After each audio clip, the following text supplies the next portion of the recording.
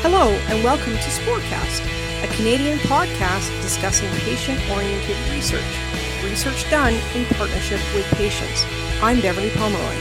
And I'm Lisa Ridgway, and we are patient partners who sit on a variety of patient councils and advisory groups, all with the vision to encourage research to answer research questions that matter to patients and aim to improve healthcare. Thank you for joining us today. We hope you will be inspired to get involved and create your own impact in order to support healthcare research be more relevant and meaningful. Please enjoy the show. In a new home, and brought to you from home, SPORcast is back. Well, Lisa, I'm super excited, as usual, with SPORcast because we are back in a whole new format. The COVID format that everybody's doing here with Zoom. And I just kind of want to welcome people again to come and watch now, as well as hear SPORcast, our podcast. So, Lisa, thank you for coming back and being my co-host and our sort of co-creation of our podcast. It's amazing to be back, Bev, and we have such a good interview today, a new digital online platform. I'm really excited. I know, me too.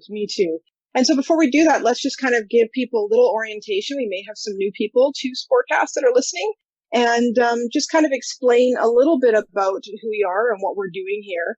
And so just for those who aren't familiar, SPORcast is a podcast about the strategy for patient-oriented research that came out of the Canadian Institute of Health Research. And so Lisa and I thought we'd do start a podcast to kind of have those conversations. And SPOR, of course, is Canada's strategy to ensure that the right patient receives the right intervention at the right time. And that really is what it comes down to at the end of the day. And we, of course, are part of BC support unit here in BC, one of 11 that run across Canada. That's fantastic, Bev. Thank you for that reintroduction. It even made me remember things, so that's really good. Always good to refresh. And, today's guest, Stefanie Cheah, is the project manager for this new cool platform called Reach BC. And this platform connects patients and the public with research opportunities across British Columbia related to their health conditions and their lived experience and even their interests. So Reach BC was developed, first of all, as a little sort of demo project with the BC support unit, with input from BC's health authorities, partner universities, research institutes, patients, and the public. So welcome, Stefanie. Thank you, Bev, and thank you, Lisa, for having me. I'm really excited to talk about Reach BC today with you guys. Yes. Yeah, I'm super excited too. So, Steph, we know you. So what is your role with Reach? Let's just kind of start there. Yes. So right now I'm managing the Reach BC platform, which was just recently launched less than 2 months ago. But I have been with the project since the very early days. Wow. I guess since 2016 even. Oh, seriously? Yeah, a long time. I was involved when it was just a little idea, I guess, of what Reach BC became. Back then it wasn't called Reach BC. It was called Permission to Contact Provincial Platform. And then we kind of changed it to the BC Health Research Connection Project. And I was involved with basically that project, which was to build this platform to help British Columbians find research projects and research opportunities. So cool. Yeah, it's been a long process, like really learned so much throughout the years. And we're super excited that it's finally live and launched and available for people to use. I did take a year off, I guess, for my maternity leave. I should mention that. So we did have another project manager come in and help keep things moving while I was away. But I came back just in time for the launch, I think. Yeah, you got it. Yeah. So I know we've you launched a little bit early because of COVID, and I think a lot of us are kind of in that space. But even just off the top of your head, if you could describe Reach, sort of in a few words, like how would you describe it? Reach in a nutshell. I think it's meant to connect people. It's about health research, and it's super easy, I would say. And sometimes I like to describe it to people as a Craigslist, like a online bulletin forum meets a dating app because we have part of it is this component of matching people to research opportunities that fit their profile and their interests.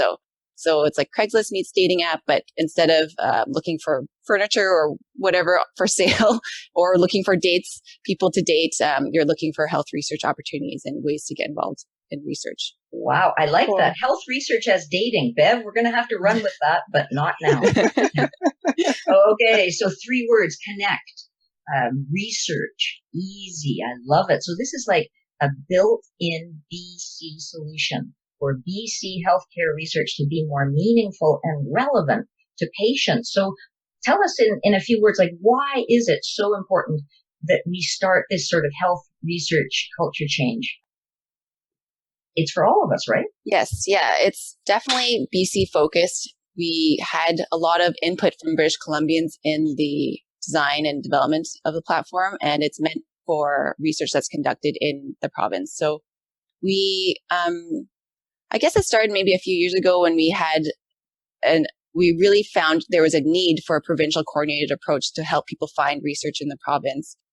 There was a BC public opinion poll that was conducted and people were surveyed. Are you interested in being involved in health research? And a majority of British Columbians are interested in health research. So I think that's like a really cool, huge piece is that like the people in the province want to know about health research. Not every province has people like that, I would say. So that was great. 70% want to know about health research.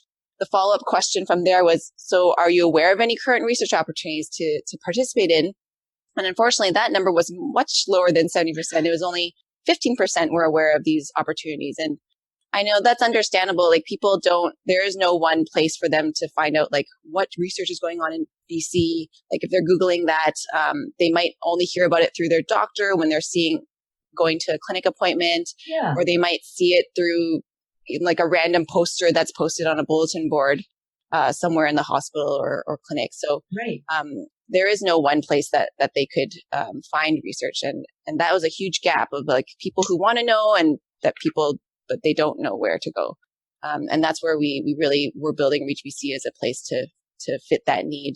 We actually held a lot of community dialogues across the province. I think we held 6 of them in various places. I traveled around to get feedback from the population, different demographic groups too, to just find out what are their interests, like what are their requirements for knowing about research, like what types of information would they want to hear about, how should they hear about it, and also we asked them like any concerns about us connecting you to these research projects and researchers, and we gathered all that feedback and it went into like our design. And that's why I would say like Reach BC is built by the British Columbians for British Columbians. I think that fits really nicely based on all the work that went into it with the engagement of people. That's crazy. That's a lot. Like I didn't realize that it had that much of a comprehensive sort of background story to creating this platform. I love that it's made by BC, BC Public for BC Public to learn about research and how they can get involved. And that kind of leads me towards obviously patient partners is a huge piece of that and stuff. And I know that the platform got launched and was expedited because of COVID-19. So that people who have any kind of experience with COVID-19 can sign up as a patient participant. So whether they have COVID or they have an experience, that was kind of how it sort of launched. But pretty much anybody who's had any sort of healthcare journey as a caregiver or a patient in that recipient of care can sign up. Is that right? Yeah, it's open to everyone in the province. We did launch early because of the COVID pandemic in order to help support and promote COVID-related research. That's very important in our current situation, is that we are trying to find solutions to the COVID pandemic. And so we wanted to be able to offer those types of projects through Reach BC.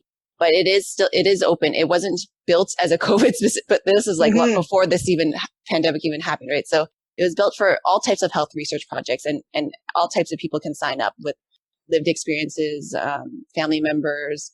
Even people who don't feel like they have a lived experience can sign up, because there's a opportunity to just look for different projects where you can kind of serve as like what you call a healthy control for different projects. And it's for people who might be interested in participating as a research participant in a research study or clinical trial type of opportunity, but also to be a patient partner in patient-oriented research. So we have these two types of opportunities offered through the ReachBC site. You can view them on our public ReachBC directory, which is the Craigslist piece of our ReachBC. Yes. So you can kind of search this directory, and you can filter by either patient partner opportunities or research study, research participant types of opportunities. But we are currently building that inventory up, that directory of projects, and we have a good number now. A lot of them are COVID-19 specific. A lot of them are also anybody can take. Like I would be able to take it. You'd be able to take it. Some of them are about how's like stress and your well-being during the pandemic, and those are really great behavioral research that's going on. You know what's really cool in a way? Just think of the timing. Like as the world is shutting down, you're reaching out and you've developed this platform, and it's the timing is quite serendipitous in some ways. Yeah, it was like at first when the pandemic happened and we had our original launch plan, I think was like this summer, June, July, to kind of launch ReachBC, and then the pandemic happened. We thought, I guess we should wait and we'll just like hold off on the launch. But then like you said, it is technically, I guess, an opportunity to help patients now. The public, they're at home, they're stuck at home. What else? What can they do to help? They can participate in research projects and, lend their voice and, their time to all these projects that are going on. So we do hope that people will go visit the site and find these opportunities. Mm-hmm. And it sounds like that because I went on and signed up as well, but I mean, there's a tremendous amount of choice and option for a patient or public or member of, someone here in BC who wants to participate in any of those areas. Like there are a lot of options and choices for me to make, right? As someone in the community, as public, I can make those choices and decisions. Yeah, that was part of the design, is like really allowing the patient to decide. You are, when you sign up as a ReachBC volunteer, we ask you to set up your profile, which is really, give us, tell us what's some of your demographic information, age, sex, identified gender, where you're located, whether you want to travel to, what's your area that you want to travel to for research. And then we have our big menu of health research categories that you can choose from. And these don't necessarily mean like you have that condition or you're diagnosed with that condition. It can be, I'm interested in COVID-19 research. I'm interested in mental health research. I'm interested in women's health research. I'm interested in these cancers or heart disease, because you could also be, we know patients aren't like in a little bubble with like, I only have this condition or there's, multiple things they could be interested in. So you basically pick and choose your interests, and that creates your profile. And based on your profile, we will match you to these research projects we have in the database. They also have similar categories where they'll specify their eligibility criteria. Like we're looking for people aged 18 to 100, and then they will also select their health category, and that's how we match people. And I love it that it's 24/7, right? Anybody can go on the platform anytime. So first thing in the morning, last thing at night, whenever you are. That's if you're a night owl, go on. Yep, that's right. And you'll be up to date with any like the most recent projects that come on to ReachBC. So when you sign up, we'll send you a weekly email notice to saying, here's your new matches that you've been matched to. These could be new projects that were just recently added to the directory, and you'll get it right away. You don't have to wait for like a doctor or someone to approach you to tell you about it. The other thing, I guess, that's neat is that putting into the patient's hand is once you're matched to these projects, you can read more details about it. We give you like a little summary of what's involved in that project, and then like the estimated commitment and the number of times you might have to go in to see the researcher. But then you have the option to ask the researcher to contact you at that point. There's a little button that you click that says, I'm interested, contact me about this study because I read through the details, I'm eligible for this, and I really want to participate. And then by clicking that button, then we put you in touch with the researcher. They'll do a follow-up phone call or email with you. I love it. To consent you to their study or ask you to join their patient-oriented research project. So it's all in the hands of the patient, really. Like I love it. They create their profile, and then they see their matches, and then they decide which ones they want to be a part of. I'm so excited. So This is so wonderful, Bev. This is just super exciting for patient partners across British Columbia, don't you think?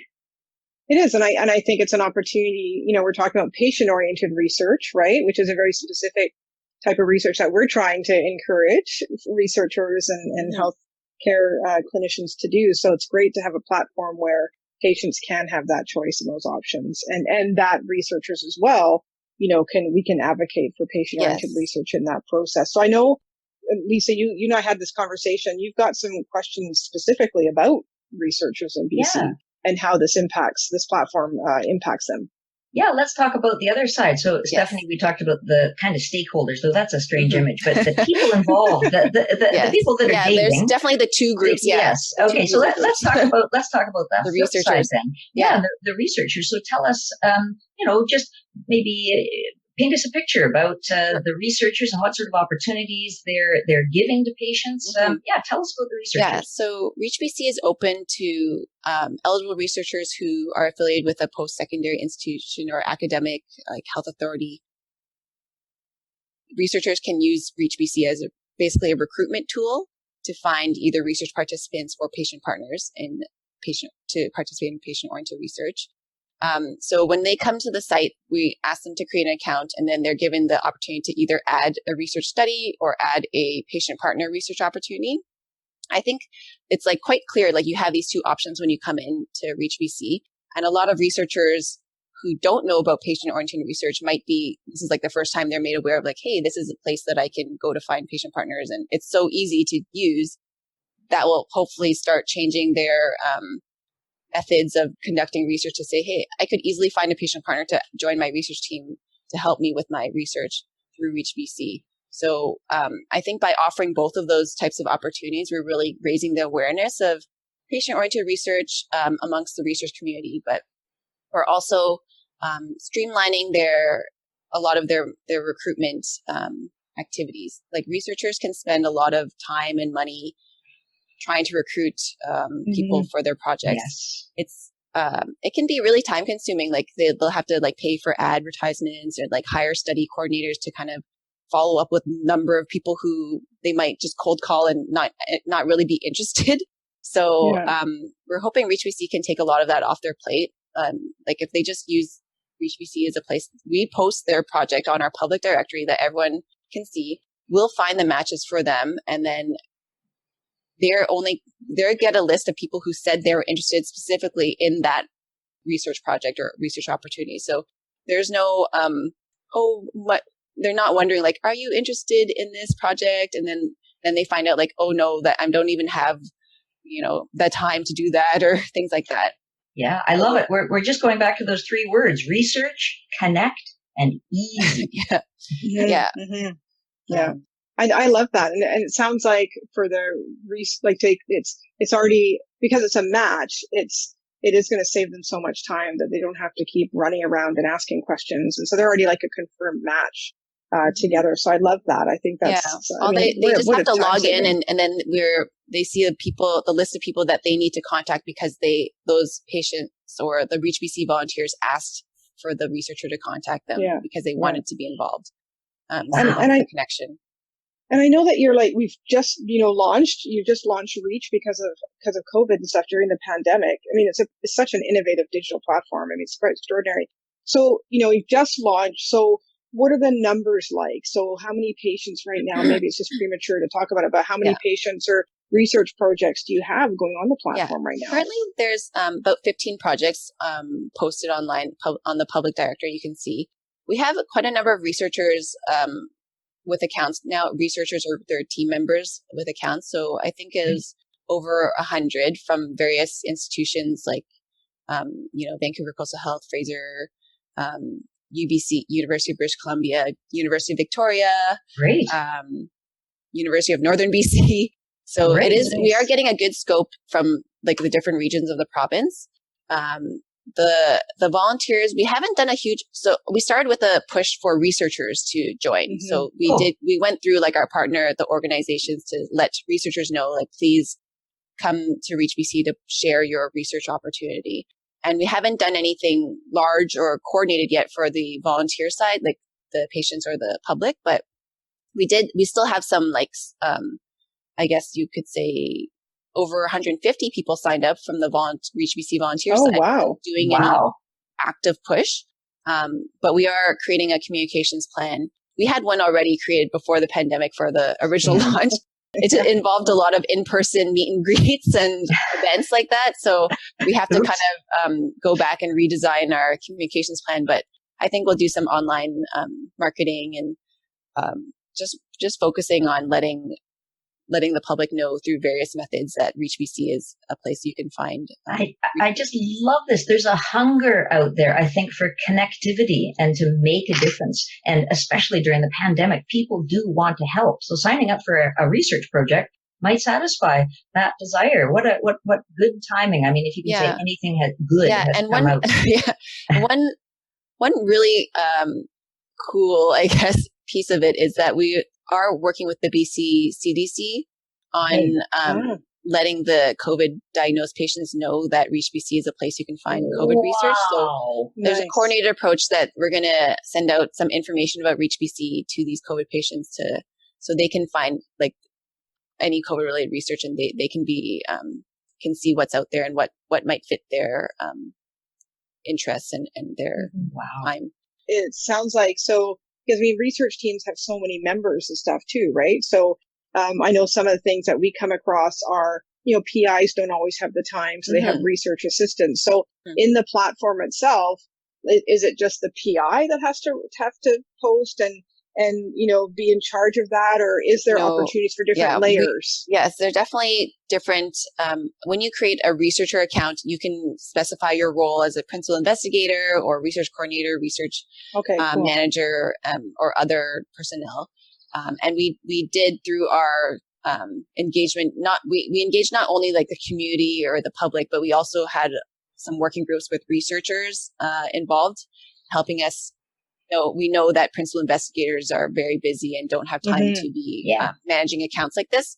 So the principal investigator signs up in Reach BC, but once they kind of have their account approved, they can add a team member who is their study coordinator or research coordinator, and they can take charge of the whole platform. The study coordinator is usually the one who's doing all the follow-up and consenting or being the connection with the patient. So they actually have the ability to do all of that through the platform. Wow. Cool.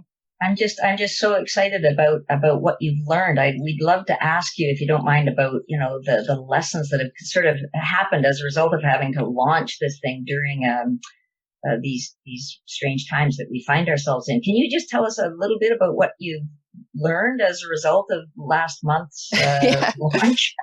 It sounds like the last 4 years, really. Yes. Yeah. The last 4 years, this is an innovative platform in healthcare, right? So it's quite specific.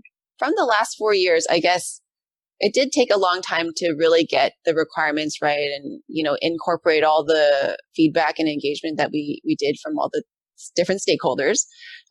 But through that time, like the one, I guess, big communication or message that I was hearing from all sides was, this is a great idea. When is it available?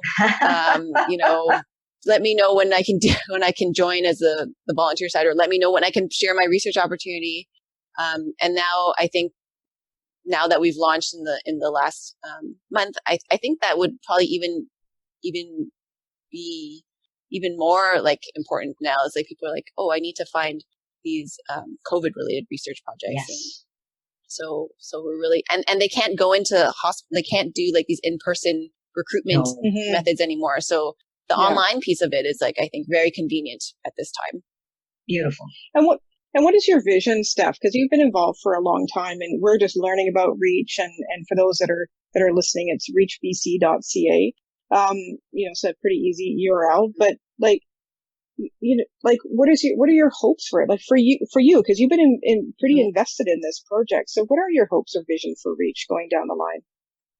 I think one of the main goals of the platform was to raise awareness about health research for people in the province. We like that the early statistic that we kind of mentioned about the public opinion of only 15% knowing about health research, that's hopefully going to change after ReachBC is launched. We'd hopefully see that number go way up. But not only about health research, I think it'd be interesting to see more patient-oriented research being conducted now, because we've provided a way for both patients or the public to hear about patient-oriented research, that is something that actually exists, and researchers to also see. They come to Reach and say, hey, I can use it to share a patient-oriented research opportunity to find patient partners. So, being more aware of health research and having more patient-oriented research done, I think would be the two big goals for the long term for ReachBC. I love it. And, the lived experience of the patient partner, that's really the value add to this, isn't it? Yeah. We really hope that they will find it a useful tool that this is something that now with their experience, they can contribute back to society and health research.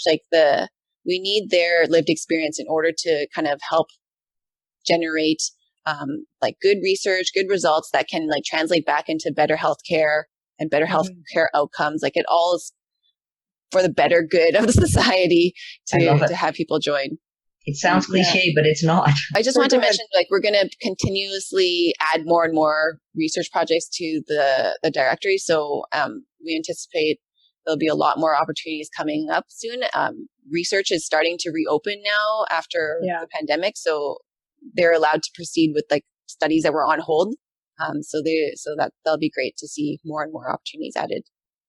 So I really encourage researchers that are listening, to go sign up on ReachBC and put your project up there, both for subjects, but also for patient-oriented research, which is something that we really advocate, and for patients and the public to contribute their lived experience in healthcare. Again, to go to reachbc.ca and sign up and just check it out. And Steph, thank you so much for your time. Wow, Stefanie, you're so brave. Thank you. Thank you so much for this opportunity to talk about it too. SPORcast is now zoomed to you, courtesy of hosts and creators Bev Pomeroy and Lisa Ridgway.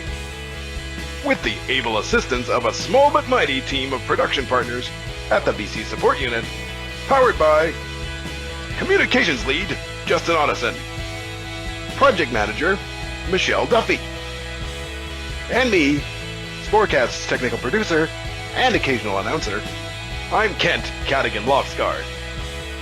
If you'd like to get in touch with us and learn more, you can follow us on Twitter and Instagram at @SPOR_cast. That's SPOR, SPOR _cast, CAST,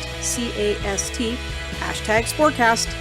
We can also be reached via email at sporcast1@gmail.com or visit our website, www.sporcast.ca.